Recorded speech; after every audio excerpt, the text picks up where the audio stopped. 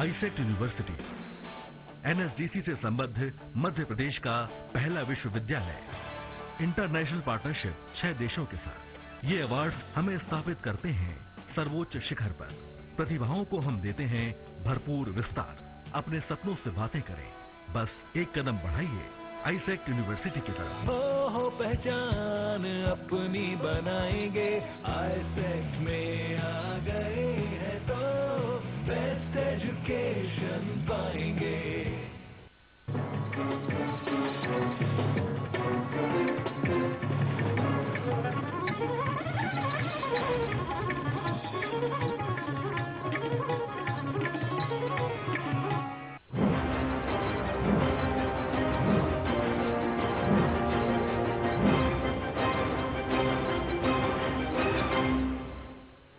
नमस्कार, जनता मांगे जवाब में आपका स्वागत है। दोस्तों, सियासत में वार पलटवार आम रवायत है। मध्य प्रदेश में भी व्यावसायिक परीक्षा मंडल घोटाले को लेकर यह देखने को मिल रहा है। घोटाले में जहां कांग्रेस ने सरकार और बीजेपी को घेरा, तो जवाबी हमला बीजेपी की ओर से भी किया गया। सूबे के 7 संभागों में 7 दिग्गजों ने कांग्रेस पर जमकर किया पलटवार। बीजेपी ने कांग्रेस पर प्रदेश को बदनाम करने का आरोप लगाया। कहा कि कांग्रेस ने पाप किया है, जिसका जवाब जनता देगी। वैसे घोटाला क्यों हुआ, कैसे हुआ, किसकी सह पर हुआ, यह सीबीआई जांच के बाद सामने आ जाएगा। जैसा दोनों पार्टियों के नेता भी अपने बयानों में दम भर रहे हैं। दूध का दूध, पानी का पानी होने का दावा किया जा रहा है। फिर यह बेचैनी क्यों? आरोप प्रत्यारोप की राजनीति क्यों? जांच का अभी आगाज भी नहीं हुआ और अंजाम की इबारत लिखने की कोशिश क्यों? हालांकि इन हालात में भी सवाल उठना लाजमी है कि व्यावसायिक परीक्षा मंडल पर कितना असरदार है बीजेपी का पलटवार। क्या बीजेपी के जवाब से बैकफुट पर आएगी कांग्रेस? सियासी घमासान के बीच क्या सामने आ पाएगा सच? जनता मांगे जवाब में आज बीजेपी के पलटवार पर चर्चा, लेकिन पहले 10 बड़ी खबर।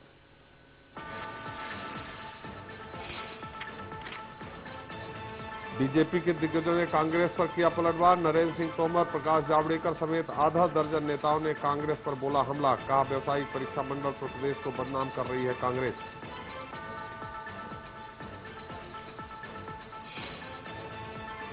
महाकाल के दर्शन करने उज्जैन पहुंची केंद्रीय मंत्री उमा भारती। व्यावसायिक परीक्षा मंडल पर साधी चुप्पी।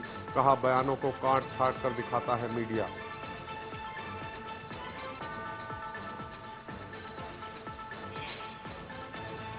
सोलह जुलाई को कांग्रेस के प्रदेश बंद पर हाईकोर्ट ने दिखाई सख्ती। कहा व्यवस्था ठप होने और तोड़फोड़ होने पर भरना होगा जुर्माना। अरुण यादव से मांगा जवाब।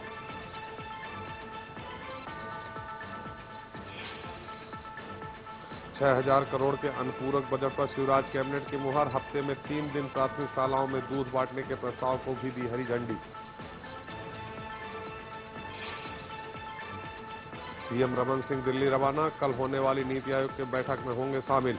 जमीन अधिग्रहण बिल पर पीएम मोदी से करेंगे चर्चा। छत्तीसगढ़ के किसानों को बिजली बिल में मिल सकती है बड़ी राहत। सामूहिक मीटर लगाएगी रमन सरकार। बिजली की जितनी खपत देना होगा उतना बिल।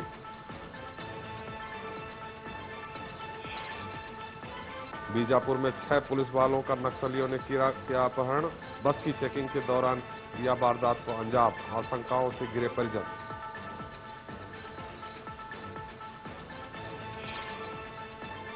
ग्वालियर के पास इलाके में सेक्स रैकेट का खुलासा, दिल्ली और राजस्थान की 2 लड़कियां और एक युवक गिरफ्तार, आपत्तिजनक सामान भी जब्त।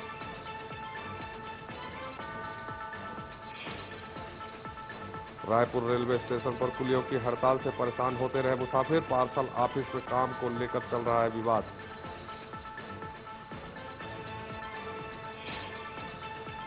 और भोपाल कलेक्टर के सख्त रुख के बाद पीछे हटे स्कूल वैन संचालक, हड़ताल खत्म, कल से वैन बच्चों को पहुंचाएंगे स्कूल।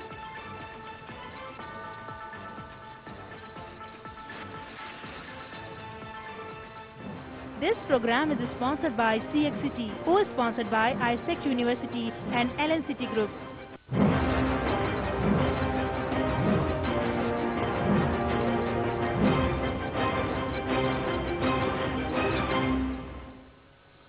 तो न सूत न कपास, जुलाहों में लट्ठम लट्ठ, कुछ ऐसा ही हाल मध्य प्रदेश की राजनीति में हो रहा है। व्यावसायिक परीक्षा मंडल घोटाले में एक दूसरे पर जमकर कीचड़ उछाली जा रही है और हर पार्टी खुद को नायक और दूसरे को नालायक साबित करने में जुटी हुई है। इसमें नफा जिसका भी हो, लेकिन नुकसान प्रदेश का ही हो रहा है। वही प्रदेश जो कभी शांति का टापू कहा जाता था, जहां घपले घोटाले भले ही हुए हों, लेकिन इतनी जग हसाई कभी नहीं। पाप तो हुआ है, लेकिन पापी कौन है? व्यावसायिक परीक्षा मंडल का पूरा सच क्या है, सामने आना बाकी है। लेकिन आरोप प्रत्यारोप से इतर खामियाजा तो प्रदेश के युवा ही भुगत रहे, वो भी जो काबिलियत के बाद भी अपना हक हासिल नहीं कर पाए, और वो भी जिन्होंने नौकरी तो हासिल कर ली, लेकिन उन पर भी घोटाले के जरिए नियुक्ति का शक किया जा रहा है।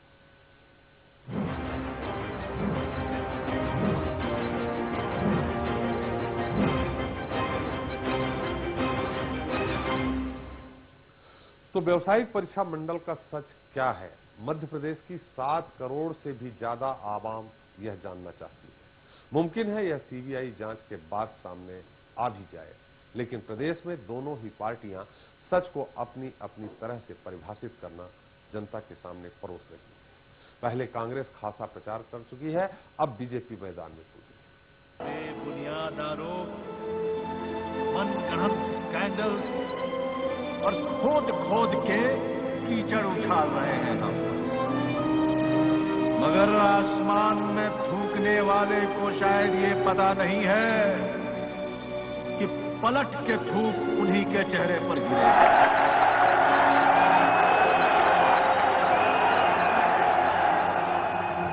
करारा जवाब मिलेगा।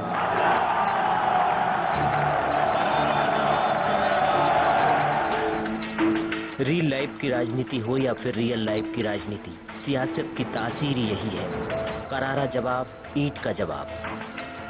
व्यापम घोटाले में कांग्रेस ने जो आरोपों के पत्थर शिवराज सरकार और बीजेपी की ओर उछाले हैं, अब उन्हीं का पलटवार बीजेपी कर रही है। अमित शाह के दौरे के दौरान तैयार रणनीति पर अमल करने के लिए अगले ही दिन मैदान में बीजेपी के धुरंधर उतर गए। सूबे के 7 संभागों में मोर्चा संभाला। 2 केंद्रीय मंत्रियों, 2 राष्ट्रीय उपाध्यक्ष, प्रदेश बीजेपी अध्यक्ष, 1 मंत्री और 1 वरिष्ठ नेता ने कांग्रेस को करारा जवाब दिया। भोपाल में नरेंद्र सिंह तोमर, इंदौर में प्रकाश जावड़ेकर, सागर में नंद कुमार सिंह चौहान, तो उज्जैन में श्याम जाजू ने प्रेस कॉन्फ्रेंस की। जगह भले ही बदल गई हो, लेकिन प्रेस वार्ताओं का मजमून एक ही था। सभी ने सूबे को मुल्क में बदनाम करने का ठीकरा कांग्रेस के सर फोड़ा। मध्य प्रदेश पर सवाल खड़ा करना, मध्य प्रदेश में भय का वातावरण उत्पन्न करना, ये सब प्रकार के जो प्रयत्न कांग्रेस के हैं, मैं समझता हूँ मध्य प्रदेश की छवि को बदनाम करने का एक बड़ा पाप है, और इसके लिए कांग्रेस के लोगों को माफ नहीं किया जा सकता और नहीं किया जाना चाहिए। शिवराज सिंह चौहान जी ने व्यापम के सवाल पर 7 जुलाई से लेकर आज तक जो कुछ कार्रवाई किए और जो कुछ उनके लिए करनी था, मैं समझता हूँ उस पर गर्व किया जाना चाहिए, किसी को संदेह नहीं होना चाहिए। और इतनी बड़ी कार्रवाई इतिहास में मुझे याद आता है तो पहली बार हुई है, और बहुत ही ठीक प्रकार से एसटीएफ ने जांच की थी। इन्होंने उच्च न्यायालय में लगाया, इन्होंने सुप्रीम कोर्ट में लगाया। दोनों जगह पर न्यायालय ने स्पष्ट कहा है कि मुख्यमंत्री पूरी तरह निर्दोष है, कहीं भी सुई की नोक के बराबर भी इसको संदिग्धता नहीं। उन्होंने एक दिन तो पूरा एक्सेल शीट दिखा के एक्सेल शीट में हेरा फेरी। इनको कांग्रेस के नेताओं को सनसनी वगैरह कार्यक्रम का एंकर बनना चाहिए, क्योंकि सनसनी फैलाना इतना ही उनका काम रह गया था। कोर्ट में आया मसला, कोर्ट ने कहा कोई हेराफेरी नहीं हुई, सब जीवित है, सब ठीक है। मध्य प्रदेश में शिवराज सिंह चौहान जी के नेतृत्व में मध्य प्रदेश की सरकार बहुत अच्छा काम कर रही है। यहाँ भी कोई इशू ना मिलने से कांग्रेस परेशान है और व्यापम का निमित्त करके मध्य प्रदेश को बदनाम करने की साजिश हो रही है। शिवराज सिंह चौहान जी के नेतृत्व को चैलेंज देने की साजिश हो रही है। इसका हम विरोध करते हैं। सरकार की और शिवराज सिंह चौहान जी की पहल से सीबीआई इंक्वायरी के लिए हमने इनिशिएटिव लिया। व्यापम की इंक्वायरी भी शिवराज सिंह चौहान जी के नेतृत्व में इनिशिएटिव लेकर ही शुरू हुई। मध्य प्रदेश की जनता के साथ हम न्याय करना चाहते हैं।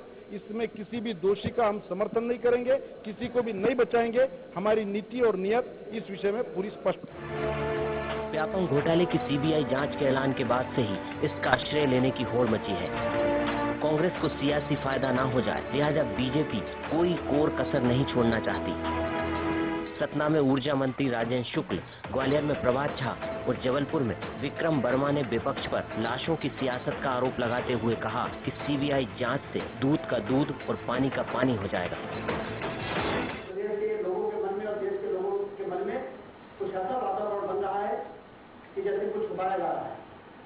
इसलिए मैं जनता की भावनाओं के सामने सिर झुकाता हूँ और सीबीआई की जांच के लिए हाई कोर्ट में पत्र लिखने जा रहा हूँ। न सिर्फ सीबीआई व्यापम घोटाले की जांच करेगी, बल्कि जो मौतें हुई हैं उसकी भी जांच सीबीआई करेगी। कांग्रेस को चुनौती देता हूँ कि उनके पास किसी मौत की शिकायत पहुंची है, क्यों झूठ बोल रहे हैं।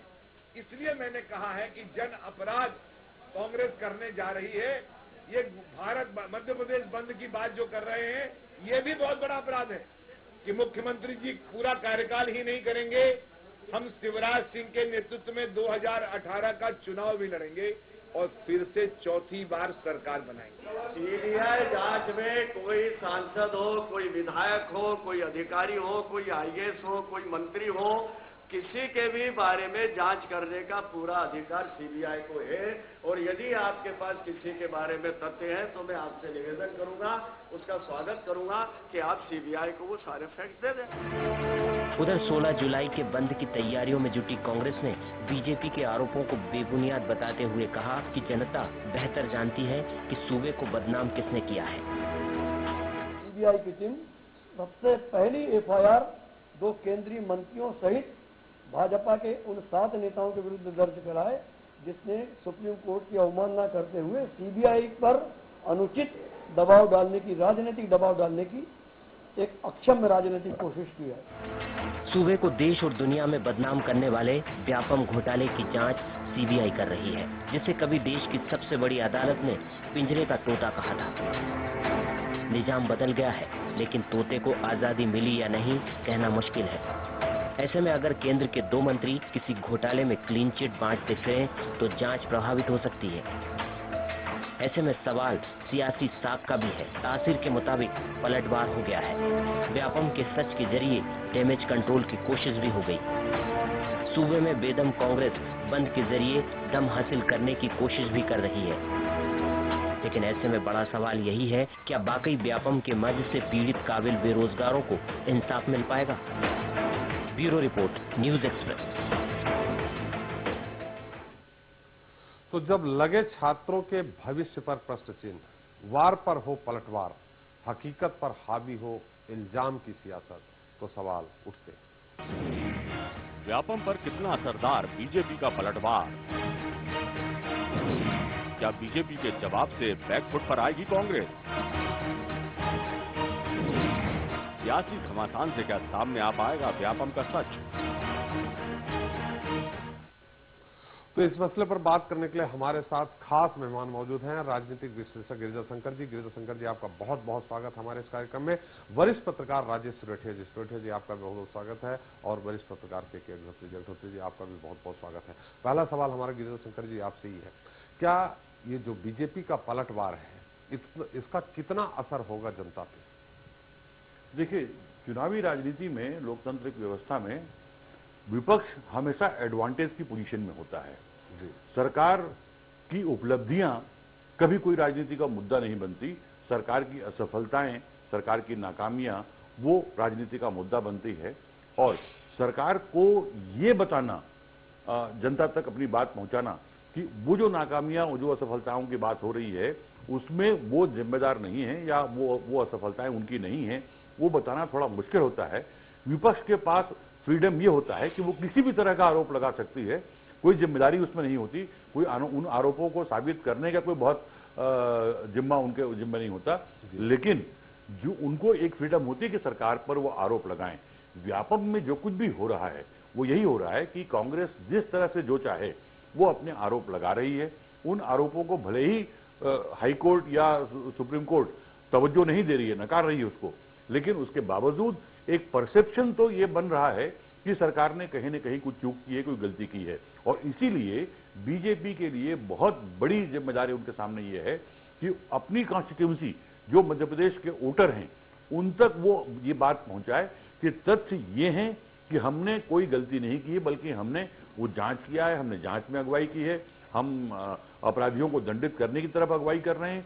दरअसल होता क्या है कि इस तरह की सियासी राजनीति में तथ्य, सबूत या किसी और तर्क, इसी कोई गुंजाइश नहीं होती। जो जिन बातों को लेकर जनता चल पड़ती है उससे एक परसेप्शन बन जाता है और अक्सर चुनावी हार जीत भी उस परसेप्शन के आधार पर होता है। चुनाव चूंकि बहुत टाइम है अभी, लेकिन ये एक मुद्दा ऐसा मिल गया है कांग्रेस को कि जिसको लेकर वो बीजेपी को डिफेंसिव बनाना चाहती है और बीजेपी ये मानकर चल रही है कि चूंकि हमारी कोई गलती नहीं है इसलिए हमको डिफेंसिव ना होकर आक्रामक होना है। और ये आक्रामक होने के शय और मात का पूरा खेल है कि 2 दिन बाद कांग्रेस ने बंद का आह्वान किया है और आज उस बंद के पहले बीजेपी ने अलग अलग संभागों में अपने बड़े नेताओं को भेजकर वस्तु स्थिति बताने के रूप में कांग्रेस पर हमला किया है। नहीं तो असर कितना पड़ेगा इसका जनता पे, क्या असर होगा इसका, या जितना ही ये मुद्दा सियासत रंग लेगा, गहराएगा, जितनी इसकी चर्चा होगी उतनी ही हमारे प्रदेश की बदनामी होगी। तो अगर यहां ऐसा होता कि भारतीय जनता पार्टी, इसमें चूंकि सीबीआई को जांच सौंप दी गई है, कांग्रेस कितने दिन हल्ला करती, अगर पलटवार नहीं होता तो हमें लगता है कि मुद्दा कुछ दिनों बाद धीरे धीरे ठंडा पड़ जाता। नहीं, मुझे लगता नहीं मामला ठंडा पड़ेगा। आप देखेंगे कि व्यापम की जांच शुरू हुई तब तक व्यापम की जो घपले घोटाले हैं उसकी व्यापकता का किसी को अंदाज नहीं था। मुझे लगता है कि सरकार ने जो जांच का आदेश जिसने दिया था उसको भी अंदाज नहीं रहा होगा कि जब जांच आगे बढ़ेगी तो इसकी व्यापकता इतनी हो जाएगी। न विपक्ष को इसका अंदाज था, न विपक्ष ने कभी व्यापम का मुद्दा अपने उठाया था। जांच जब आगे बढ़ी और उसकी व्यापकता सामने आई तब फिर इसमें राजनीति शुरू हुई। अब जो प्रदेश की बदनामी जिस रूप में जैसे होनी थी, जो परसेप्शन बनना जैसा था, जैसे मैंने कहा, वो परसेप्शन और घनीभूत हो रहा है। और किसी को, बीजेपी और कांग्रेस को अब इस बात की चिंता नहीं है कि उस जांच का आउटकम क्या होगा, जांच जल्दी कैसे पूरी हो, लोगों को न्याय कैसे मिले, इसके तरफ न होकर दोनों ही दलों की चिंता यह है कि इसका जो राजनीतिक जो नुकसान है वो हमको ना हो। और राजनीतिक नुकसान से बचने के लिए बीजेपी अपना मोर्चा खोली हुई है और कांग्रेस इसको राजनीतिक लाभ कैसे मिले उसके लिए मोर्चा खोली हुई है। मुझे लगता है कि ये मामला अभी फिलहाल, आज इनकी प्रेस कॉन्फ्रेंस हो गई, 16 को बंद होगा कांग्रेस का, वो सफल होता है असफल होता है, जो भी होता है व्यापम छाया रहेगा। 4 दिन बाद विधानसभा का सत्र शुरू हो रहा है, विधानसभा के सत्र में भी यही मुद्दा सामने आएगा और मुझे इस बात की आशंका है कि विधानसभा का सत्र इस बार भी न चल पाए और 2-1 दिन के बाद वो खत्म हो जाए। लेकिन मुझे लगता है कि जब तक ये सीबीआई की जांच चलती रहेगी तब तक ये मुद्दा शहमात के खेल के साथ ये मुद्दा जिंदा रहेगा। बिल्कुल सही कहा आपने विधानसभा की बात कही, हम आपके पास फिर आएंगे और ये जानेंगे कि विधानसभा न चलने देने के पीछे तो विपक्ष का ज्यादा नुकसान होता है, कई मुद्दे होते हैं जिसमें सरकार को घेर सके, इसके अलावा भी। अग्निहोत्री जी, ये क्या आपको लगता है कि जिस तरह से जो रणनीति बनी है भारतीय जनता पार्टी की, उन्होंने अलग अलग संभागों में उनके जो बड़े बड़े दिग्गज हैं उन्होंने प्रेस कॉन्फ्रेंस लेकर के ये बताया कि कांग्रेस ने एक पाप किया है, प्रदेश के साथ पाप किया है, क्या इससे लगता है कि कांग्रेस बैक फुट पे जाएगी? त्रिपाठी जी, मुझे लगता है कि जिस तरह से बातों को भारतीय जनता पार्टी आगे लेकर के जा रही है आपने जो कहा कि इससे उसको नुकसान हो सकता है, तो ये बात सही है कि उसको इस बात से नुकसान हो सकता है, क्योंकि बात और ज़्यादा आगे बढ़ रही है, आगे बढ़ाने का काम कर रहे हैं जी। यह जो मध्य प्रदेश की जो बदनामी हुई है देश और विदेश में, इसका जितना कारण कांग्रेस है, उससे ज़्यादा कारण तो मीडिया है। यदि टीवी पत्रकार जो आज तक के पत्रकार थे जिनकी मेघनगर में मृत्यु हुई कुछ संदिग्ध परिस्थितियों में, यदि वो अक्षय सिंह की मृत्यु नहीं होती तो पूरे देश का मीडिया इस मामले में पीछे नहीं पड़ता, जहां तक मुझे लगा। और जो व्यापम का घोटाला जो सामने चल रहा था वो उसी तरह चलता रहता जिस तरह से पहले चल रहा था, क्योंकि जो चीजें सामने आ रही थी वो इतने उग्र रूप में सामने नहीं आ रही थी। ये सारा मामला उग्र तब हुआ जब देश के मीडिया ने इसको बहुत पुरजोर तरीके से उठाया, विदेश के मीडिया में भी आया। क्योंकि देश के मीडिया ने बहुत पुरजोर तरीके से उठाया, इसलिए फिर बाद में वॉशिंगटन पोस्ट और द गार्जियन, और अब सुनाई आ रहा है कि न्यूयॉर्क टाइम्स भी उसकी तैयारी कर रहा है छापने की, तो ये विदेश तक मामला पहुंच गया और उससे मध्य प्रदेश की बदनामी हुई, जिससे स्वाभाविक है कि शिवराज सिंह चौहान की सरकार बड़ी तिलमिलाई हुई है, क्योंकि इनके निवेशकों पर इसका जरूर असर पड़ेगा, क्योंकि जो निवेश करने के इच्छुक हैं मध्य प्रदेश में और वो ये घोटाले और स्कैंडल और सारी चीजें देखेंगे और लगेगा कि यहाँ बहुत ज्यादा भ्रष्टाचार है, तो वो आने में हिचकिचाएंगे। इसलिए उनको चिंता ये है कि मध्य प्रदेश का नुकसान होगा और विकास का मार्ग अवरुद्ध होगा, ऐसा मुझे लगता है। तो पड़ेगी जी। अग्निहोत्री जी, निवेशकों की बात आई है, हम आपके पास फिर आएंगे। राजेश जी, जो भी हो रहा है सामने, जो सियासत चल रही है, क्या आपको लगता है, चाहे भारतीय जनता पार्टी की तरफ से हो या कांग्रेस की तरफ से हो, क्या इसका इफेक्ट सीबीआई की जांच पे थोड़ा भी सही 2%, 4%, 5% पड़ेगा क्या? देखिए, सीबीआई के जांच करने के तौर तरीके बिल्कुल अलग हैं जी। जो एसटीएफ जिस तरह से जांच कर रही थी, एक्चुअली हमारे माने जो कांग्रेस और बीजेपी के साथ साथ हमारे मीडिया के बंधु भी इस बात को थोड़ा समझने में थोड़ा सा विफल रहे हैं। इसका रूट काज क्या है? इसका रूट काज यही हुआ कि एसटीएफ की जांच सही नहीं चल रही थी जी। और एसटीएफ की जांच के जो तौर तरीके थे जी। और जिस तरह से उन्होंने वो क्या थे, सभी धान 2.5 पसेरी जो पीसने की कोशिश, 22 पसेरी जो उन्होंने पीसने की कोशिश की जी। और मतलब उन्हें अतिरेक और अतिशयोक्ति की पराकाष्ठा पर ले जाके इस मौकाओं को पहुंचा दिया। ये घोटाले में जो किंग पिन्स थे वो बहुत कम थे, 10-15 लोग, 20 लोग, और उसको जो जिसका व्यापक स्वरूप करके जो एक विराट स्वरूप में ऐसा पेश कर दिया छवि, इससे मध्य प्रदेश की बदनामी तो हुई। सवाल इसका है कि ये पूरा बदनामी का एक अलग मसला है, ये जांच से उपजे हुए सवाल हैं। जो एसटीएफ ने जिस तरह से जांच पड़ताल की है, मैं तो कहता हूँ सीबीआई को अपनी जांच पड़ताल में एक बिंदु ये भी रखना चाहिए, और कांग्रेस की जो डिमांड है कि एसटीएफ ने किस तरह से जांच की, क्योंकि त्राही जो मची है बच्चों के भविष्य, जिन बच्चों को आपने किसी के पिता ने किसी को पैसे दे दिए हैं, तो उस बच्चे का क्या दोष? उस बच्चों को जेल में डाला गया, उन बच्चों का भविष्य खराब किया गया। आज स्थिति ये है त्रिपाठी जी कि अभी मेरे को हाल ही में पता चला कि बेंगलोर में कुछ बच्चे अभी नौकरी के लिए गए थे, तो जैसे उन्हें पता चला कि ये मध्य प्रदेश के हैं, जबकि उनका व्यापम से कोई लेना देना नहीं, उन्हें मध्य प्रदेश के, चलो एक तरफ बैठिए आप, अभी बाद में बुलाएंगे। जी थोड़ा सा रोके, हमारे पास रायगढ़ से एक दर्शक है, हम उनका उत्तर आप ही से लेंगे। हिना पांडे जी, हिना जी आपका बहुत बहुत स्वागत है। अपना माफ करिएगा विनय जी, आपको आपका स्वागत है इस कार्यक्रम में, अपना सवाल करिए विनय जी।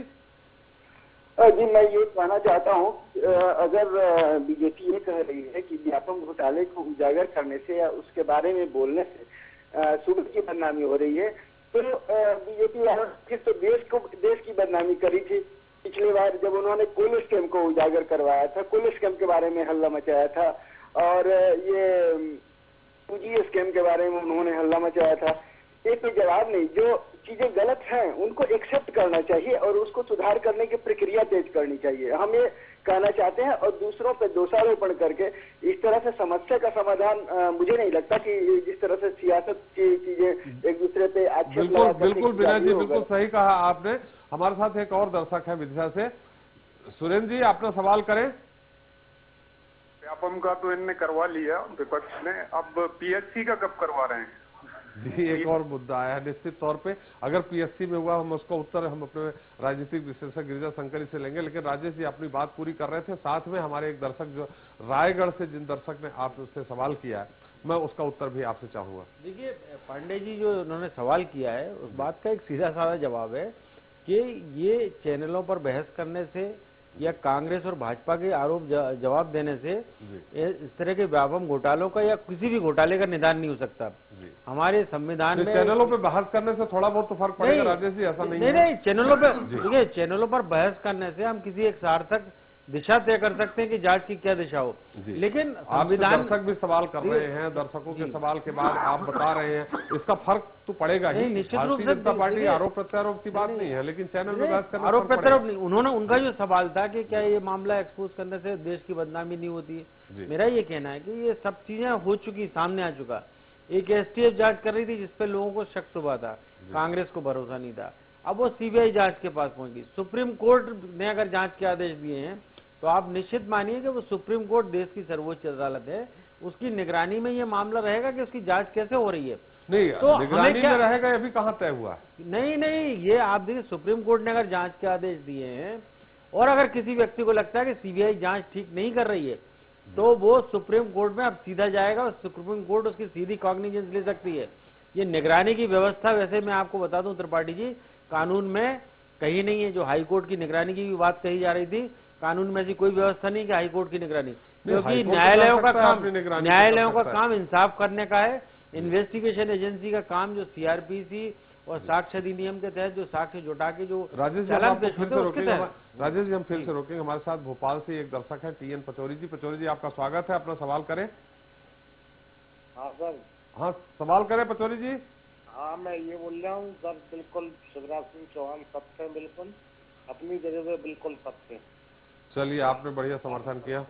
नीमच से हमारे साथ एक और दर्शक है परशुराम जी आपका स्वागत है, सवाल करें। हाँ मैं ये बोल रहा हूँ, ये सज्जन के जो कांग्रेस के जो सज्जन मोदी बैठे हैं जी, कांग्रेस के सज्जन कोई नहीं है।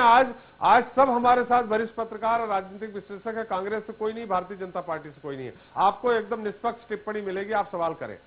हाँ मैं ये कह रहा हूँ, इनसे पूछना चाहता हूँ पत्रकार महोदय से कि आज इतने साल हो गए, व्यापम को अच्छी नौकरियां मिल रही हैं, छूट घटना चलती रहती है। इसके अलावा ये सीबीआई जांच चल रही है, अपने शिवराज ने खुद ने मांग की है और बढ़िया समर्थन चल रहा है भाई सीबीआई जांच हो रही है, जिसको न्याय मिलेगा सबको जी, ये कह रहा हूँ। बिल्कुल गिरिजन शंकर जी, आपने उनका सवाल सुना। हम एक और दर्शक ले लेते हैं सागर से। राजेश जी आपके इछावर से शुभम जी है। शुभम जी अपना सवाल करें। सर मेरा क्वेश्चन गिरिजा शंकर जी से। जी हम उन्हीं के पास जा रहे थे, बाकी दर्शकों के लिए आप भी सवाल करें। जी सर, मेरा क्वेश्चन ये है कि लगातार पिछले 3 चुनाव से जो कांग्रेस के हारी है, तो कहीं ना कहीं ये वाला जो व्यापम का मुद्दा है वो कांग्रेस के लिए इस समय संजीवनी बूटी के समान दिखाई देता है। यदि कांग्रेस इस मुद्दे को और ज्यादा भुनाना चाहती है तो इसका असर आने वाले विधानसभा चुनाव में जो 2018 में होंगे उस पर जरूर दिखाई देगा, ऐसा मेरा मानना है। तो इस पर बिल्कुल, ये आपने अपना सुझाव दिया, सवाल किया नहीं है, लेकिन ये आपका मानना है निश्चित तौर पे। लेकिन इस मुद्दे के चलते हमारे कितने ही जो छात्र हैं, जो होनहार हैं, उनके आगे प्रश्न चिन्ह भी लगेगा। गिरिजा शंकर जी आपका 3-4 मुद्दे इस दौरान चर्चा के दौरान आए। एक तो ये कि सरकार प्रदेश की बदनामी हो रही है। अब प्रदेश की बदनामी न हो इसके लिए कोई जांच न की जाए, घपले घोटालों को उजागर न किया जाए और उन विसंगतियों को दूर न किया जाए, ये मैं बेहतर नहीं मानता। राज्य की यदि बदनामी हो रही तो हो, उससे कोई दिक्कत नहीं है, लेकिन मैं इसको अच्छी पहल मानता हूं, चाहे वो कोई भी सरकार हो। यदि इस तरह के घपले घोटालों को सामने आने के बाद यदि व्यापक तौर पर उसकी जांच करके उसको यदि उन विसंगतियों को दूर किया जाता है तो ठीक है। आज हमको लगता है कि बहुत सारे नौजवानों के साथ अन्याय हो रहा है, लेकिन आने वाले समय में जो इससे बड़ी संख्या में नौजवानों के साथ जो अन्याय लगातार होते रहता, कम से कम उससे बच जाएंगे।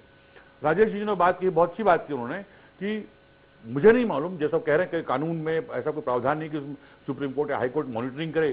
कानून की क्या स्थिति मुझे नहीं मालूम, लेकिन ये मॉनिटरिंग और एसटीएफ की जांच ने ही एक बड़ा संकट पैदा किया है जी। एक निर्वाचित सरकार को जी किसी भी तरह की जांच से बिल्कुल अलग रख देना जी, और अपनी मॉनिटरिंग में, अपनी निगरानी में वो जांच करना और उसके बाद बहुत समय तक उसको इन कैमरा करना कि जांच क्या हो रही है, कैसे हो रही है, क्या उसकी प्रगति है, उसको सार्वजनिक नहीं होने देना, इससे कई तरह के संशय और भ्रांतियां पैदा हुई। और ये सही बात है कि इस जांच के दौरान जो स्थितियां सामने आई है उसमें बहुत सारे ऐसे बच्चे जो हैं, जो जिनको हम निरपराध तो नहीं मान सकते, लेकिन उनका गुनाह उतना नहीं है कि जितनी सजा उनको आज दी जा रही है। जहां तक पैसे देकर दिग्विजय सिंह जी ने भी कहा है कि उन बच्चों को छोड़ देना चाहिए और उनको सरकारी गवाह नहीं, दरअसल दिक्कत क्या है, एक बात हमको समझना चाहिए कि पैसे देकर एडमिशन लेना या नौकरी पाना ये गुनाह तो है ही, लेकिन गुनाह से ज्यादा ये सामाजिक गुनाह है। आप जिस तरह ट्रेन में अपनी बर्थ पाने के लिए पैसे देते हैं, उसी तरह पैसे देकर नौकरी पा रहे हैं या एडमिशन ले रहे हैं। गुनाहगार तो वो है जिसने ऐसी व्यवस्था बनाई, ऐसी गुंजाइश बनाई जिसमें कि ये पैसे देकर, पैसे का लेन देन लेकर नौकरी पाना या प्रवेश पाना संभव हो सका। तो ये जो एक सोशल इविल है, इसको सोशल इविल के रूप में देखना चाहिए, और जो इसके गुनाहगार असली गुनाहगार हैं, जिन्होंने इस सिस्टम को इजाद किया जिसमें ये तमाम गड़बड़ियां हो सके, वो असली गुनाहगार हैं। तीसरी बात जो उन्होंने कही, कांग्रेस को फायदा होगा नहीं होगा, कांग्रेस के लिए एक और दर्शक आपसे सवाल करना चाह रहे हैं जो भोपाल से ही है। राजेंद्र जी, आपका स्वागत है, अपना सवाल करें। भाई साहब नमस्कार। हाँ, सवाल करें राजेंद्र जी आप। गिरिराज जी से मेरा एक सवाल है कि मुख्यमंत्री ओवैसी जी ने 200 लोगों की सिफारिश करी थी, उसका क्या होगा? चलिए, आपका ये गिरिजा शंकर जी उत्तर देंगे। सिफारिश मुझे नहीं मालूम कि किसने कितनी सिफारिश की है, जांच के बाद तमाम चीजें सामने आएंगी। जहां तक इसका राजनीतिक पहलू है तो ये निश्चित रूप से सही है कि कांग्रेस के लिए एक संजीवनी बनके ये व्यापम आई है, लेकिन अब ये कांग्रेस को तय करना है कि उसको अपने राजनीतिक रिवाइवल के लिए संजीवनी के रूप में इसका इस्तेमाल करना है या प्रदेश की जनता के हित में अपने आप की भूमिका निभानी है। और मुझे लगता नहीं है कि प्रदेश की जनता के हित में जिस तरह विपक्ष की भूमिका होनी चाहिए वो अभी तक निभा पाई है।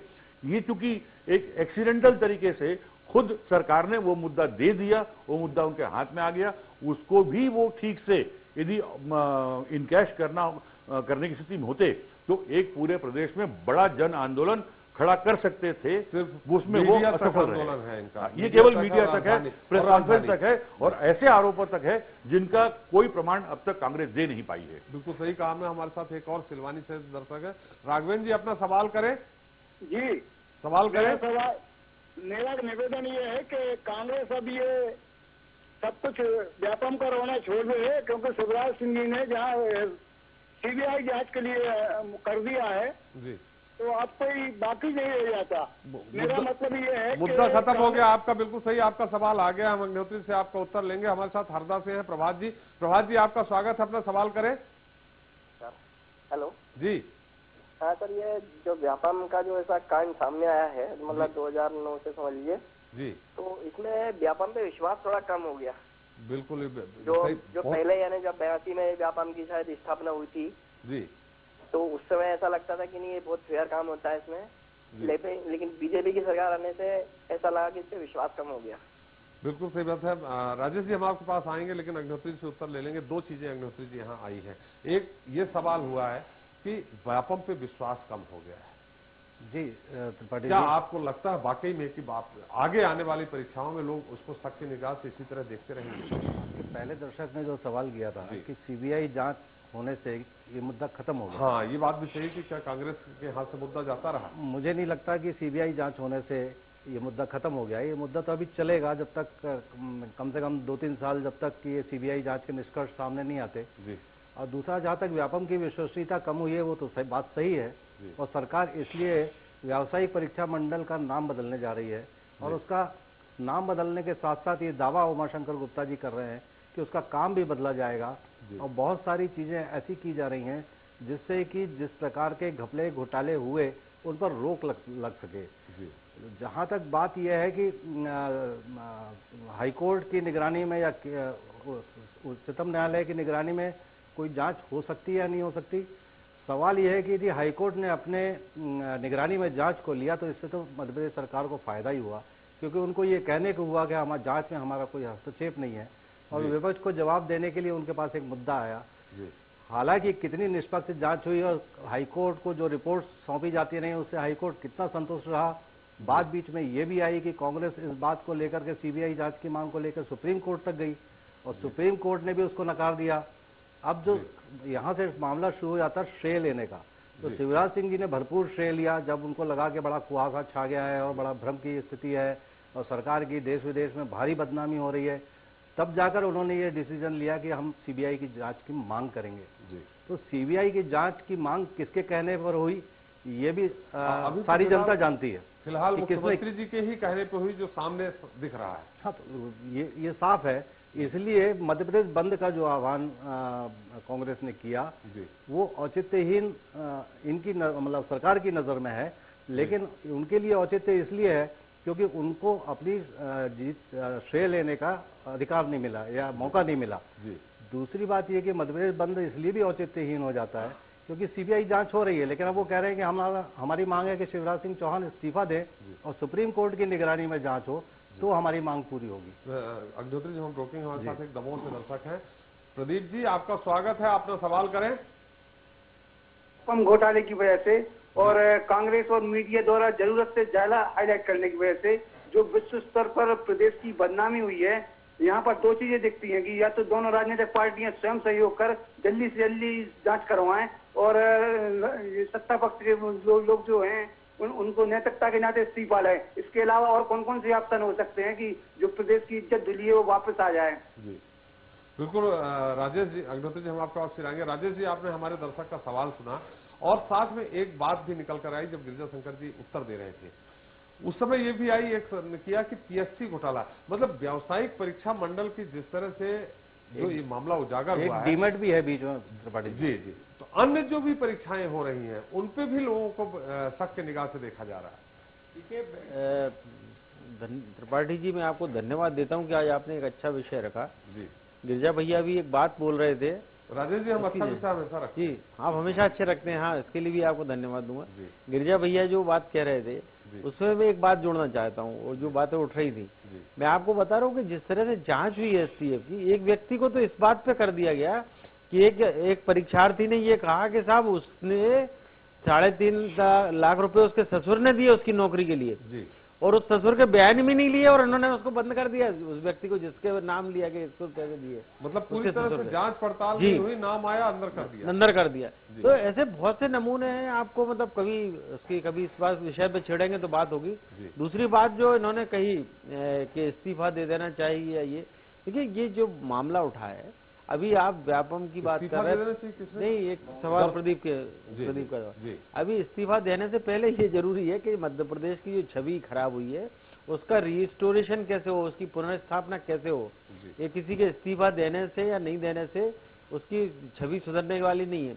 और दूसरी बात, आप पीएससी की जांच कर रहे हैं, डीमेट की बात कर रहे हैं, मैं आपसे दावे से कह सकता हूँ कि किसी भी प्रदेश में आप चले जाइए, जिस मध्य प्रदेश को आज उत्तर प्रदेश और बिहार की 5 में खड़ा कर दिया गया है, अगर उन राज्यों की परीक्षाओं के आप हाल देख लेंगे तो आप चौंक जाएंगे। लेकिन वहाँ जांच नहीं होती है, और किसी भी मतलब मैं किसी भी जांच भर्तियों की बात कर रहे हैं, अगर बारीकी से जांच हो जाए तो हर जगह जो है आपको इस तरह के घपले घोटाले मिलेंगे। क्योंकि ये सवाल उठना इसलिए लाजमी हो रहे हैं। राजेश जी, सवाल वही है कि व्यापम के कारण हर परीक्षाओं को शक, भले ही कुछ अच्छी हो रही हो। शक नहीं, मैं तो ये कह रहा हूँ कि व्यापम के कारण ये फोकस में आया कि भर्तियों में पारदर्शिता नहीं बरती जा रही है। तो मैं तो ये कह रहा हूँ कि जिस तरह की जांच व्यापम की हुई है, वो पीएससी नहीं, डीमेट ही नहीं, और दूसरे राज्यों के सारे पीएससीओं की जो भर्ती मंडल हैं, उन सबके मामले में एक अच्छी पारदर्शी प्रक्रिया के साथ जांच पड़ताल होना चाहिए। और जिस व्यापम के लिए बात कर रहे हैं कि आज उछला है, मैं आपको त्रिपाठी जी बताता हूँ 1982 में जब पीईटी और पीएमटी बोर्ड को मिलाकर जब ये व्यापम का गठन हुआ था, उस समय से लगातार कभी न कभी ये मामला यहाँ पर भर्तियों में गड़बड़ियाँ की जो है, क्योंकि उस समय पीईटी पीएमटी में होते थे, उस समय के जो कंट्रोलर थे वो जांच के घेरे में आए थे। 86-87 में तो जो एक मिस्टर सिरोही थे वो तो बंद हुए थे जेल में। उसके बाद में भी जगदीश सागर जिसका मामला जिस सबसे पहले जो पकड़ा गया, इंदौर पुलिस ने जिसको पकड़ा था, वो 1996-97 में खुद फर्जी भर्ती के जरिए जो है वहाँ पर पीएमटी में भर्ती हुआ था, दाखिला लिया था, और उसके बाद में वो डॉक्टर बन गया, उसको स्टेथोस्कोप पकड़ना नहीं आता, उसके बाद वो लगातार ये भर्ती कराता रहा। तो ये नहीं है कि ये बीजेपी की सरकार आने के बाद ये व्यापम का घोटाला हुआ है, ये हरी कथा हरी अनंता की तर्ज पर 1982 से लगातार चल रहा है। और 96 में तो जगदीश सागर के बयान है। अब ये जांच एजेंसी ने, एसटीएफ ने ये जांच नहीं की। राजेश जी, एक दर्शक आपसे सवाल करना चाह रहे हैं, भोपाल से ही हैं भरत जी। भरत जी, आपका स्वागत है, अपना सवाल करें। राजेश जी बोलना बंद करें तब ना। हाँ, आप सवाल करिए। राजेश जी अरे एक माखनलाल चतुर्वेदी का भी आपने घपला छोड़ दिया, उसमें भी भर्ती घोटाला बहुत बड़ा है। मैं आपसे कह रहा हूँ भरत जी, मैं तो कह रहा हूँ कि जहाँ आप करेंगे माने वो जहाँ पर पूछ उठाओ वही मादा निकलती, वो वाली बात है। इसकी जांच नहीं हुई, व्यापम की जांच हुई इसलिए हुआ।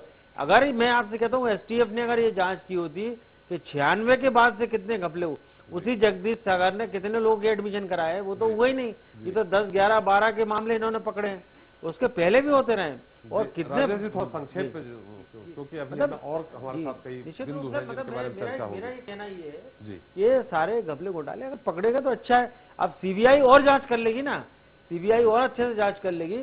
और मैं तो ये मांग करूंगा भारत सरकार से भी कि जितने भी जो बोर्ड हैं, भर्ती बोर्ड, इन सब के मामले में कोई एक यूनिवर्सल नीति बनाए, पूरे राष्ट्र के लिए एक नीति, और उसी तरह से भर्ती प्रक्रिया किया। ऐसा नहीं हो हर राज्य में अलग हो, एक यूनिफॉर्म पॉलिसी बना के इसको देखा जाए और उसमें किस तरह से मॉनिटरिंग की व्यवस्था की जाए। हम होने ही नहीं दें, तब ये कोर्ट और अदालत और जांच एजेंसियां और चीख पुकार ये कांग्रेस भाजपा की, इससे भी तो मुक्ति मिलेगी लोगों को। बिल्कुल राजेश जी। गिरिजा शंकर जी, एक बड़ी बात यहाँ निकल करके आ रही। राजेश जी ने कहा कि घपला घोटाला तो व्यापम में 1900 जब से उसका जन्म हुआ तब से होने लगा था, ये बात सामने निकल कर आई। तो क्या इसका श्रेय मुख्यमंत्री को नहीं जाता है कि अगर उन्होंने इतनी गहराई से इसकी जांच कराई है तो सारी परीक्षाएं, जैसा उन्होंने कहा उत्तर प्रदेश बिहार में जांच कर ली जाए तो और ज्यादा चौंकाने वाले तथ्य सामने आएंगे। तो एक तरह से ये अच्छाई भी है, लेकिन दूसरी तरफ से पूरे जो विश्व भर में, देश भर में मध्य प्रदेश की बदनामी हुई। कई ऐसे बच्चे हैं जो होनहार हैं, जो अपने दम पे व्यापम की परीक्षा देकर सिलेक्ट हुए, लेकिन उनको भी शक की निगाह से देखा जा रहा है। व्हाट्सएप में चल रहा है कि कोई डॉक्टर है, पूछा जा रहा है कि अगर डॉक्टर है तो व्यापम के जरिए आया है तो हम उसको नहीं दिखाना चाहते। इस तरह के जो जोक चलने लगे, उससे कितना नुकसान मध्य प्रदेश के उन होनहार छात्रों के लिए हुआ? नहीं, देखिए, जो राजेश जी ने कहा बहुत सही बात है कि आप किसी भी राज्य में जाकर जिस तरह उत्तर प्रदेश और बिहार में और इवन साउथ के स्टेट्स में भर्तियों में जिस तरह की तमाम चीजें होती हैं वो हर जगह है। पंजाब का पीएससी घोटाला हुआ था कि ये मैं कहूंगा मुख्यमंत्री का साहस है, या ये कहूंगा कि मुख्यमंत्री की गलती है कि उन्होंने जिस एक प्रकरण जो सामने आया था उस प्रकरण की ही जांच करके, जो 5 लड़के इंदौर में पकड़ाए थे, जांच को वहीं समाप्त कर देते तो शायद किसी को शिकायत न होती कि व्यापम में अब क्या घपला घोटाला होता रहा है, न कांग्रेस को मुद्दा मिलता और न सरकार की बदनामी होती। लेकिन वो घपले घोटाले चलते होते। उन्होंने जो एक बड़ा साहसिक काम किया, एक इंडिपेंडेंट एजेंसी को जांच सौंप कर पिछले सालों तक की, और इत्तेफाक है कि जांच हुई उन्हीं साल से शुरू हुई जांच जब से उनका कार्यकाल खुद का शुरू हुआ। कोई मुख्यमंत्री अपने ही कार्यकाल में हुई गलतियों की जांच इस तरह से कराए और बाद में सीबीआई जांच की खुद गुहार करे, ऐसा मेरे जानकारी में तो नहीं है। ठीक है, आज बिल्कुल सही कहना है आपके कि ये पूरी व्यापक रोकेंगे। शिवपुरी से एक दर्शक आपसे सीधे सवाल करना चाह रहे हैं। कुशवाहा जी, आपने सवाल करें, आपका स्वागत है। हाँ सर, मैं ये पूछना चाहता हूँ कि मैं तो ये सोच रहा हूँ कि रहने वाले भी चोर हैं, लेने वाले भी चोर हैं जी, लेकिन सबसे बड़ी बात जिन बच्चों का भविष्य खराब हुआ है जी, उनके बारे में क्या होना चाहिए, मैं ये पूछ रहा हूँ। चलिए, हमारे साथ गिरिजा शंकर जी हैं, हम वो जी गिरिजा जी हमारे साथ परिवहन मंत्री भूपेंद्र सिंह जी हैं, फोन लाइन पे हमारे साथ जुड़ गए हैं। भूपेंद्र जी, आपका बहुत बहुत स्वागत है। मेरी आवाज सुन पा रहे हैं आप? जी जी, त्रिपाठी जी सुन रहा हूँ जी। एक बड़ी बात यहाँ है, कांग्रेस का काम है, विपक्ष में है आरोप लगाना। अब उसके आरोप पे अगर सत्ता पक्ष आप 3 बार लगातार जीते हैं, हैट्रिक हैं, अगर उनके आरोप पे आप पलटवार करेंगे तो इससे ऐसा लगता है कि और जनता पे मैसेज उतना अच्छा नहीं जाएगा जैसा जाना चाहिए। देखिए त्रिपाठी जी, लोकतंत्र में जनता के समक्ष सत्यता सामने आए, इसके लिए आवश्यक है कि जो हमारा पक्ष है वो जनता के समक्ष आना चाहिए जी। और जिस तरह से बेईमानी करके, धूर्तता करके, भ्रम का वातावरण पैदा करके कांग्रेस ने जो एक षड्यंत्र का जाल बुना हुआ है जी। और मुख्यमंत्री जी को हटाने के लिए एक जो लक्ष्याग्रह बनाया था, उसके लिए आवश्यक है कि प्रदेश और देश की जनता के समक्ष सत्यता सामने आए जी। और इसमें हम सब लोगों का, मीडिया हो चाहे पब्लिक के बीच में हो, ये जाना मैं आवश्यक समझता हूँ और ये लोकतंत्र में जरूरी है। आज सबसे बड़ी बात यह है भूपेंद्र जी कि जो मध्य प्रदेश की जो भी परीक्षाएं हो रही, जैसे हमारे पास दर्शक सवाल कर रहे हैं कि व्यापम को लेकर के जिस तरह से मामला सामने आया है, अन्य जो कंपटीशन होते हैं उनको भी शक के निगाह से देखा जा रहा है, इसको कैसे दूर करेगी सरकार? देखिए, अब कोई भी परीक्षा हो रही है उसको इतना पारदर्शी और इतना फुल प्रूफ बना दिया गया है, उसमें अब कहीं भी एक भी किसी प्रकार की गुंजाइश, और मैं दावे के साथ कह सकता हूं कि कोई भी व्यक्ति एक भी कहीं पर भी गड़बड़ी या अनियमितता नहीं कर सकता। ये सिस्टम सरकार ने इतना प्रूव कर दिया है कि अब कहीं पर कोई गुंजाइश किसी प्रकार की नहीं है। जी बिल्कुल सही कहा आपने। हमारे साथ पत्रकारों का एक पैनल बैठा है, जो वरिष्ठ पत्रकार गिरिजा शंकर जी हैं, अग्निहोत्री जी हैं, राजेश सुरेठा जी हैं। इनका गिरिजा शंकर जी ने लब्बे लुआब जो निकाला वो यही कि ऐसा मुख्यमंत्री साहसी कोई नहीं होगा जिसने अपने कार्यकाल की ही जांच कराई, लेकिन जांच तो कराई तो बात भी ये निकल के आई, किया तो उनका साहसी कदम है या बहुत बड़ी गलती है? नहीं, निश्चित रूप से उन्होंने अपने राजधर्म का पालन किया है, साहसिक कदम उठाया है, और कांग्रेस के समय में तो घोटालों के अलावा कुछ हुआ ही नहीं, पर आज तक कभी कांग्रेस ने एक भी घोटाले की जांच नहीं कराई। आपको मालूम है कि कांग्रेस के समय वहां पर जनपदों में बिना पढ़े लोगों की शिक्षकों की नियुक्तियां करते थे, खुला लेन देन होता था, बोरों में भर भर के लोग कांग्रेस के नेता नोट ले जाते थे, और उसी तरह से सिगरेट की पर्चियों पर नियुक्तियां होती थी। हमने उस सारी व्यवस्था को ठीक करने का काम किया है। इंफॉर्मेशन टेक्नोलॉजी का युग है, और आप जानते हैं कि जिस तरह से आईटी बढ़ रही है उस तरह से साइबर क्राइम भी हमारे यहाँ बढ़ा है। और अगर अपराधी समाज में सब जगह है और कोई अपराध करता है और सरकार अगर उस पर कार्रवाई कर रही है, तो सरकार ने क्या अपराध किया?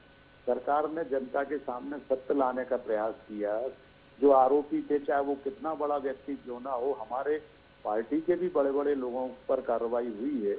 इससे ज्यादा कांग्रेस को तो अभिनंदन करना चाहिए मुख्यमंत्री का कि हमने किसी को नहीं छोड़ा, जो आरोपी थे सब पर कार्रवाई की है। और इसलिए कांग्रेस जनता का समर्थन प्राप्त नहीं कर पाई पिछले 3 चुनाव में, और इसलिए अब कांग्रेस को लगता है कि षड्यंत्र करके ही किसी भी तरह से शिवराज जी को बदनाम करो, जिससे कि मध्य प्रदेश में कांग्रेस की वापसी हो, जो संभव नहीं। लंबा हो जाएगा राजेश जी। भूपेंद्र जी, एक छोटा सा सवाल राजेश जी करना चाह रहे हैं, बहुत छोटा सा सवाल राजेश जी। बस भूपेंद्र जी, हमारा बस एक चीज का आपसे सवाल है कि आपने कहा कांग्रेस के कार्यकाल में बहुत घपले घोटाले हुए, पर आपको नहीं लगता कि आपकी भाजपा सरकार ने कांग्रेस शासन में हुए घपले घोटाले और परीक्षा की भर्तियों में उनकी जांच कराने में और उन लोग को जेल भेजने में थोड़ी सी कोताही बरती, या बहुत दरिया दिली दिखा के उनको छोड़ दिया और बहुत बाद में मुद्दा लिया? ये नहीं, बिल्कुल राज जी, आपकी बात सही है, और ये हम लोगों की बड़ी गलती थी। नहीं तो जितने कांग्रेस के नेता आज मीडिया पर आके बोल रहे हैं, ये सब जेलों के अंदर होते हैं। ये हमारी बड़ी चूक है, और ये अगर उस समय जांच कराई होती तो 90% कांग्रेस के नेता आज केंद्रीय जेल में होते। ये मीडिया पे आने की स्थिति में ही नहीं होते। इन्होंने लूटा है मध्य प्रदेश को। राजेश जी, आपको भी मालूम है कि ये मध्य प्रदेश 2003 में रिजर्व बैंक ने इसको बीमारू राज्य घोषित कर दिया था।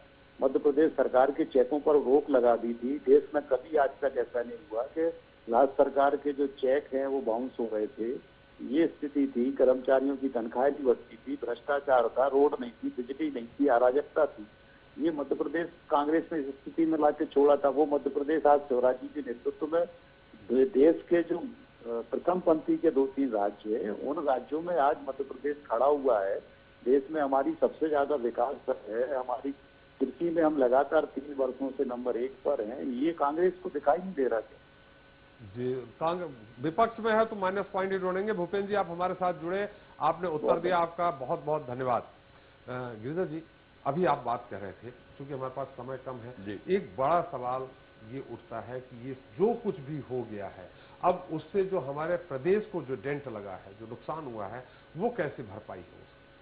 देखिए, जो डेंट लगा है वो तात्कालिक है, लेकिन इस बात को समझिए कि यदि ये जांच पूरी हो जाती है और इस जांच के दौरान, जैसा भूपेंद्र जी कह रहे हैं कि हमने परीक्षाओं की जो पूरी पद्धति है वो बदल दी है, ट्रांसपेरेंट कर दिया, उसमें गलतियों की गुंजाइश कम रह गई है, तो ये आने वाले समय के लिए एक बेहतर संभावना हमारे सामने पैदा करती है कि कम से कम ये हम सुनिश्चित कर सकते हैं कि आने वाले समय में किसी भी यूथ के साथ में, चाहे वो एडमिशन का मामला हो, चाहे नौकरी का मामला हो, इस तरह घपले घोटाले नहीं होंगे। लेकिन इसके साथ इस बात को भी सुनिश्चित करने की जरूरत है कि इन घपलों घोटालों के दौरान जिन नौजवानों के साथ प्रत्यक्ष रूप से अन्याय हुआ, जिनको न्याय नहीं मिल पाया उनको न्याय कैसे मिले ये भी देखना होगा। और ये जो परसेप्शन बना है, मैं भूपेंद्र जी से वही बात करने वाला था कि आखिर क्या वजह है कि यदि आप कहते हैं कि आप गलत नहीं हैं, आप कहते हैं कि आपकी सरकार में तमाम सफलताएं हैं, तो उसके बावजूद ये परसेप्शन कैसे बन गया कि पूरे प्रदेश की बदनामी हो रही है कि यहां पर घपले घोटाले ही होते हैं, कहीं न कहीं यहां मैनेजमेंट का फेलियर भी है। तो इस बात को देखना चाहिए कि अब ये तमाम स्थितियां आगे न बने और एक न्यायपूर्ण व्यवस्था कायम हो सके। जिन लोगों के साथ में अन्याय हुआ है, यदि मैं आंकड़ों में देखूं, आज ही मेरे सामने वो जानकारी आई कि लगभग 7 लाख भर्तियां व्यापम के जरिए हुई है और उसमें से 1300-1400 प्रकरण हमारे सामने घपले घोटालों के सामने आए हैं। तो यदि देखा जाए मात्रा के लिहाज से वो बिल्कुल न्यूनतम है, लेकिन यदि एक भी गलती ऐसी होती है तो वो गलती अक्षम्य होती है। जांच अच्छी हो, मेरी तो इच्छा ये है कि सीबीआई जांच बहुत अच्छे ढंग से हो, जितनी जल्दी उसके निष्कर्ष आए और जितने भी ऐसे लोग जिनको एसटीएफ जांच के दौरान ऐसा माना गया कि वो निरपराध है या उनका अपराध कम है और उनको सजा मिली है, उन सब सारे लोगों के साथ न्याय हो। अन्याय जो जिन्होंने किया है उसके प्रति दंड और सजा ये तो हो ही, लेकिन मेरी चिंता उनके साथ भी है जिनके साथ अन्याय हुआ है, उनको भी न्याय कहीं सुनिश्चित हो सके। बिल्कुल सही कहा आपने अग्निहोत्री जी। जो जैसे राजेश ने सवाल उठाया कि जो एसटीएफ ने जिस तरह से जांच की, किसी का भी नाम ले लिया, किसी को भी अंदर कर दिया, कई लोग ऐसे हैं जिनको दलाल ने कॉल किया और उसने पलट के जवाब नहीं दिया, उनको भी बुला लिया गया। इस एसटीएफ की जांच को आप क्या कहेंगे जो मानवता की सारी हदें पार करे? लेकिन मैं यहां जोड़ना चाहूंगा कि उस जांच को जिसकी हम विसंगतियां यहां पर निकाल रहे हैं, मजे की बात यह है कि हाईकोर्ट और सुप्रीम कोर्ट दोनों ने कहा बहुत सही, बहुत ठीक जांच हो रही है।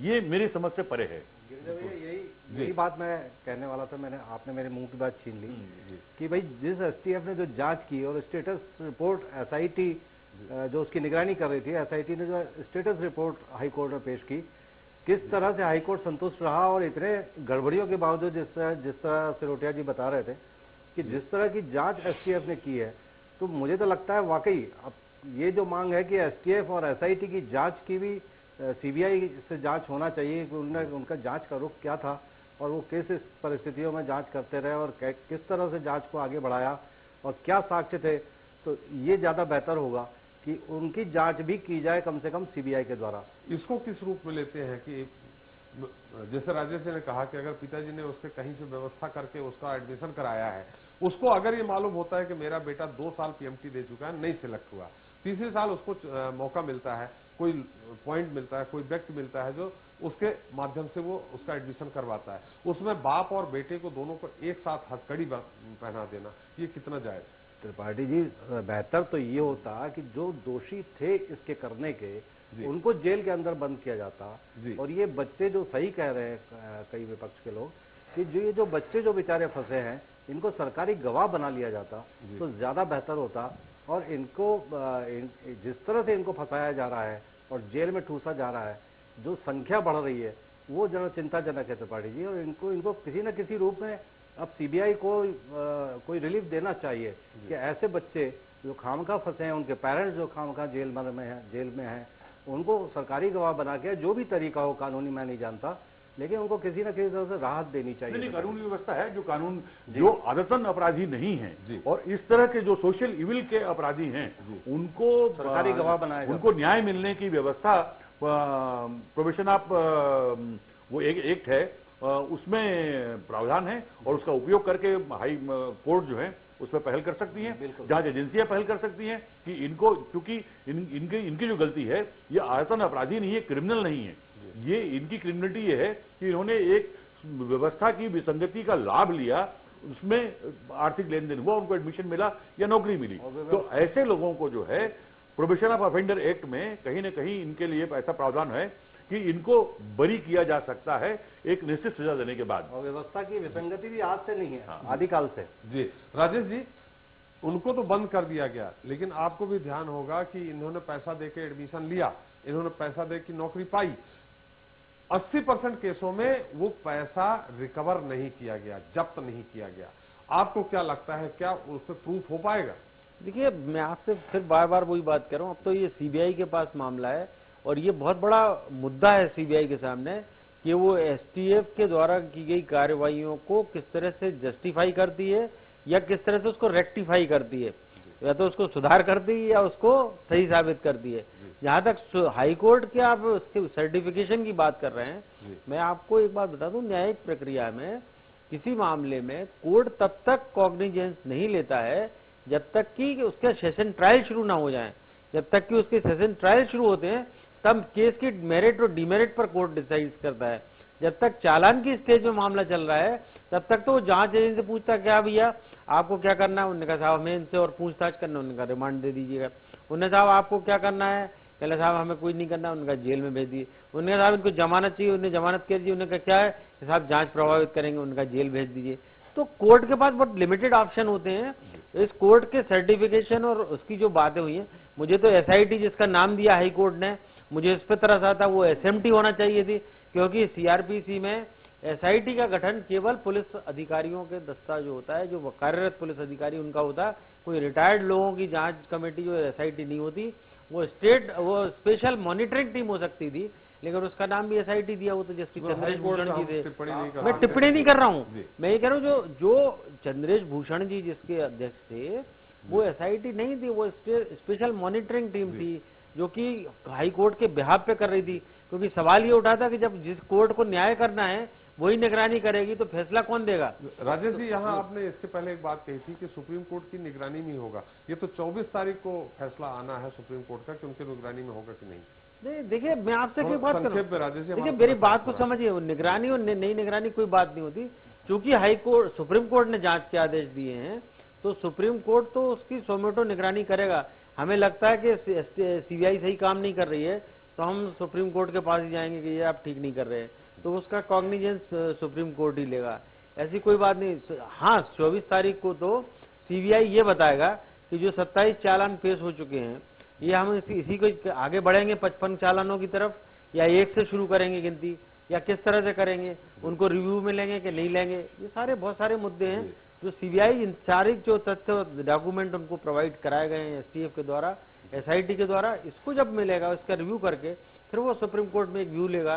फिर सुप्रीम कोर्ट क्या तय करता है ये आने वाला वक्त बताएगा। जी जी राजेश जी, गिरिधर शंकर जी, हम चाहेंगे कि अंतिम आपकी कोई संक्षेप में उन बच्चों के लिए टिप्पणी हो। देखिए, जांच प्रक्रिया कैसे आगे बढ़ेगी इसकी जानकारी मुझे नहीं है, ना मैं उसका विशेषज्ञ हूं, लेकिन मेरी इच्छा ये है कि जांच जितनी जल्दी हो ये पूरी हो जाए। और जो इसको लेकर राजनीति हो रही है, दरअसल जो प्रदेश की बदनामी जो हो रही है वो घपले घोटाले और घपले घोटालों की जांच से अधिक उस पर जो राजनीति हो रही है उससे प्रदेश की बदनामी हो रही है। तो जल्दी से जल्दी इस कुचक्र से ये प्रदेश बाहर निकल आए और जो हमारे बच्चे हैं जिनका भविष्य दांव पर लगा हुआ है, वो कम से कम मैं इस बात कहूंगा कि यही स्टेट है जहां पर हमारे ट्राइबल बच्चे, हमारे गांव में रहने वाले बच्चे, वो आईआईटी में और आईआईएम में उनका एडमिशन हो रहा है, वो एडमिशन पा रहे हैं। इतने प्रतिभाशाली हमारे मतलब युवक हैं, उनके साथ इस तरह का अन्याय भविष्य में न हो, ये सुनिश्चित करना बहुत जरूरी है। जी गिरिधर शंकर, चूंकि हमारा समय समाप्त हो रहा, आपने हमारे साथ इस कार्यक्रम में भाग लिया, आपका बहुत बहुत धन्यवाद। अग्निहोत्री जी, आपका भी बहुत बहुत धन्यवाद। राजेश त्रिवेठी जी, आपका भी बहुत बहुत धन्यवाद। तो व्यापम का सच क्या है, यह तो सीबीआई की जांच रिपोर्ट आने के बाद ही पता चलेगा। कौन दोषी है, कौन पाक साफ, यह मुद्दा तो अलहदा रहा। फिलहाल आज यह मुद्दा तो पूरी तरह सियासत के रंग में रंग गया है। एक तरफ विपक्ष इस मुद्दे के सहारे बैतरणी पार करने की जुगत में है, तो दूसरी तरफ बीजेपी सरकार किसी भी कीमत पर कांग्रेस के हाथ मुद्दा नहीं लगने देना चाहती। यही वजह है कि वार पर पलटवार करने का सिलसिला चल पड़ा। मगर आज जरूरत है हमारे प्रदेश की हो रही बदनामी को रोकने की। जरूरत है उन होनहार छात्रों के भविष्य की चिंता करने की जिन्होंने अपनी कुव्वत के दम पर व्यापम की परीक्षा में उत्तीर्ण की, मगर उन्हें भी संदेह की नजरों से देखा जा रहा है। ऐसे में हमारी गुहार है उन सियासतदानों से जो व्यापम की आग में राजनीतिक रोटी सेक रहे हैं। विनती है उनसे कि अब बंद करो व्यापम पर राजनीति करना, पटाक्षेप करो इस नाटक का जो हमारे प्रदेश को कलंकित कर रहा है। कहना यही होगा कि हम लाख अच्छे सही, लेकिन लोग खराब कहते हैं, बिगड़ा हुआ वो हमको नवाब कहते हैं। हम तो ऐसे बदनाम हो गए हैं कि पानी भी पिए तो लोग शराब कहते हैं। आज के लिए बस इतना ही।